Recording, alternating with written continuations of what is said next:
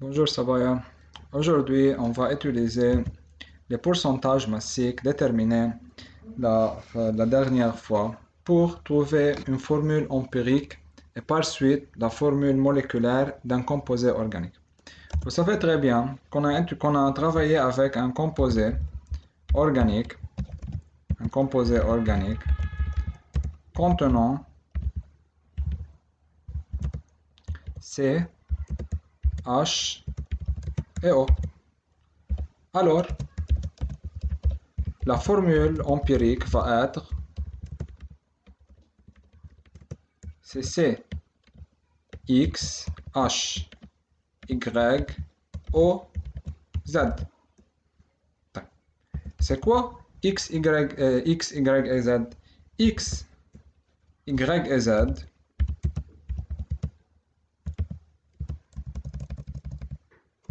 X, Y et Z sont des entiers.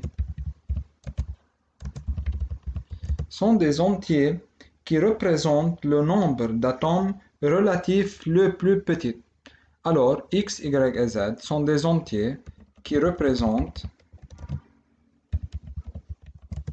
le nombre des atomes relatifs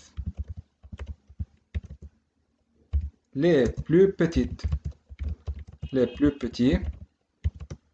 des éléments.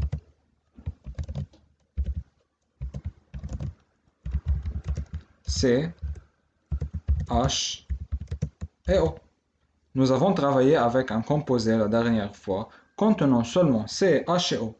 Et nous avons déterminé les pourcentages massiques, où pourcentage de C égale 63%, pourcentage de l'hydrogène égale 10,27% et pourcentage de l'oxygène est égal à 26,73%. Mais comment trouver la formule empirique? Cette formule empirique, c'est une formule qui nous donne Cx, Hy, Oz, où X, Y et Z, représentent le nombre, les nombres des atomes relatifs les plus petits des éléments C, X, C, H et O. Mais il faut faire attention que X, Y, Z ou Cx, Hy, Oz, la formule empirique, ne représente pas la formule moléculaire. C'est seulement une formule empirique. Comment je vais travailler? Premièrement, je vais dresser un tableau contenant l'élément C, H et O et on va travailler. Alors, ici, j'ai l'élément. Premièrement, le carbone, deuxièmement, hydrogène et troisièmement, oxygène. Par suite, je veux déterminer la masse d'éléments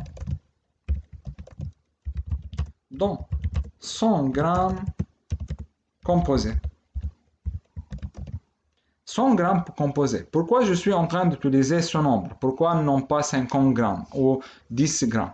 Car je veux utiliser 100 grammes car c'est très facile à manipuler. Avec 100 grammes, si j'ai des pourcentages, vous savez très bien que ce sont des pourcentages, yani 63%. Alors j'utilise 100 grammes pour faire un calcul très facile. Si le pourcentage massique du carbone est 63%, alors dans 100 grammes composés, j'en ai 63 grammes carbone. Et aussi j'ai 10,27 grammes hydrogène. Et j'ai aussi 26,73 grammes oxygène. Par suite, je veux trouver la quantité de matière de chaque élément. Quantité de matière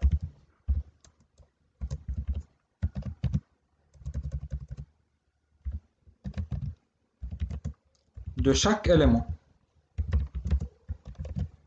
C'est quoi la quantité de matière? La quantité de matière, c'est tout simplement N égale petit m sur grand M. Pour le carbone, c'est 63 sur 12 égale. On va utiliser tout de suite la calculatrice pour trouver ces nombres. C'est 63 sur 12, alors c'est égal à 5,25.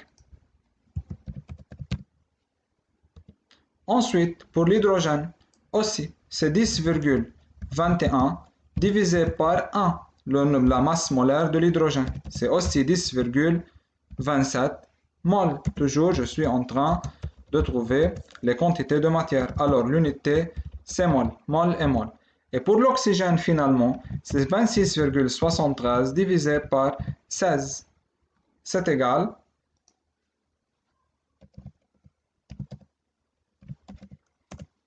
à 1,67.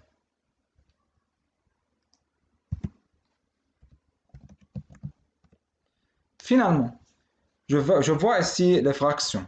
C'est 1,67, 10,27 et 5,25. Maintenant, je veux diviser par la plus petite fraction. Alors, on divise par la plus petite fraction. La plus petite fraction ici, dans cet exercice, c'est la fraction de l'oxygène. C'est 1,67. Je divise toutes les quantités de matière obtenues par 1,67.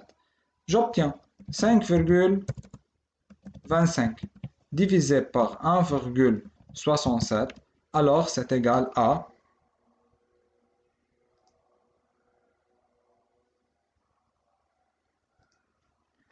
5,25 divisé par 1,67, c'est 3,14. Je ne veux pas utiliser tout le nombre, je veux faire un arrondissement. 3,14, alors c'est à peu près égal à 3. Pour l'hydrogène, c'est 10,27 divisé par